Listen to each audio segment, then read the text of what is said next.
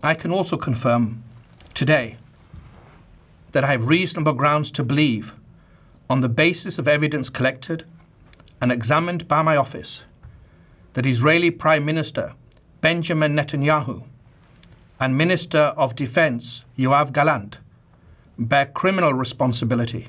വലതുപക്ഷ ലോക നേതാക്കൾ തമ്മിൽ പ്രത്യക്ഷത്തിൽ നല്ല അടുപ്പത്തിലാണെങ്കിലും അവർ തമ്മിലുള്ള അന്തർധാര അത്ര സജീവമല്ല എന്ന് സൂചിപ്പിക്കുന്നതാണ് ഇസ്രായേൽ പ്രധാനമന്ത്രി ബെഞ്ചമിൻ നെതന്യാഹുവിനെതിരെ അന്താരാഷ്ട്ര ക്രിമിനൽ കോടതി അറസ്റ്റ് വാറന്റ് പുറപ്പെടുവിച്ചതും പിന്നാലെയുള്ള സംഭവങ്ങളും. ഇറ്റലിയിലെത്തിയാൽ നെതന്യാഹുവിനെ അറസ്റ്റ് ചെയ്യേണ്ടി വരുമെന്നാണ് പ്രതിരോധ മന്ത്രി ഗൈഡോ ക്രൊസറ്റോ പറഞ്ഞിരിക്കുന്നത്. നെതന്യാഹുവും അദ്ദേഹത്തിന്റെ മുൻ പ്രതിരോധ മന്ത്രി യോവ് ഗാലന്റും ഇറ്റലിയിലേക്ക് വരികയാണെങ്കിൽ അന്താരാഷ്ട്ര നിയമപ്രകാരം അറസ്റ്റ് ചെയ്യപ്പെടും.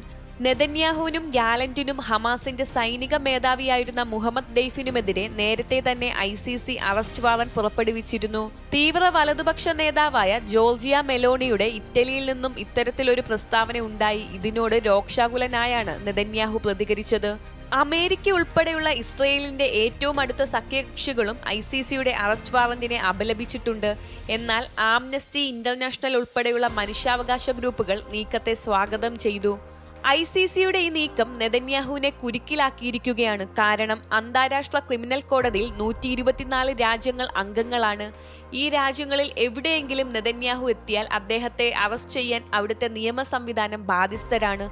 പക്ഷേ ഇന്ത്യയിൽ നെതന്യാഹു സുരക്ഷിതനാണ്. കാരണം ഇന്ത്യ അന്താരാഷ്ട്ര ക്രിമിനൽ കോടതിയിൽ അംഗമല്ല. ജൂലൈയിൽ തെക്കൻ ഗസയിലുണ്ടായ വ്യോമാക്രമണത്തിൽ ഹമാസ് നേതാവ് ഡെയ്ഫിനെ വധിച്ചതായി ഇസ്രായേൽ പറഞ്ഞിരുന്നുവെങ്കിലും ഹമാസ് അദ്ദേഹത്തിന്റെ മരണം സ്ഥിരീകരിച്ചിട്ടില്ല.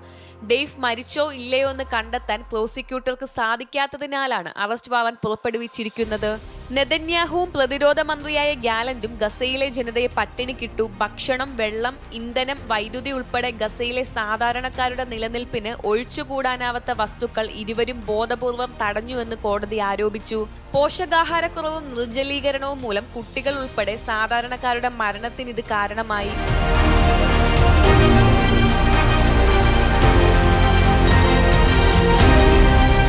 അന്താരാഷ്ട്ര ക്രിമിനൽ കോടതി ലോകത്തിലെ ഏറ്റവും ഉയർന്ന ക്രിമിനൽ കോടതിയാണ്. യുദ്ധപ്രഭുക്കളെയും രാഷ്ട്ര തലവന്മാരെയും കൂട്ടക്കൊല പോലുള്ള കുറ്റകൃത്യങ്ങൾക്ക് കോടതി വിചാരണ ചെയ്തിട്ടുണ്ട്.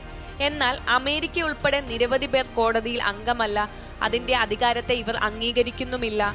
ലോകമെങ്ങും യുദ്ധങ്ങളിൽ ഏർപ്പെടുന്ന രാജ്യമാണ് അമേരിക്ക. അതിനാൽ രാജ്യത്തെ പൗരന്മാരെ പ്രോസിക്യൂട്ട് ചെയ്യുന്നത് തടയാനാണ് അന്താരാഷ്ട്ര ക്രിമിനൽ കോടതിയിൽ ഇവർ അംഗത്വം സ്വീകരിക്കാത്തത്. എന്നാൽ ഇന്ത്യയുടെ പരമാധികാരത്തെ അംഗത്വം ബാധിക്കുന്നതിനാൽ ICCയിൽ ചേരുന്നതിൽ നിന്ന് ഇന്ത്യയും വിട്ടുനിൽക്കുന്നു.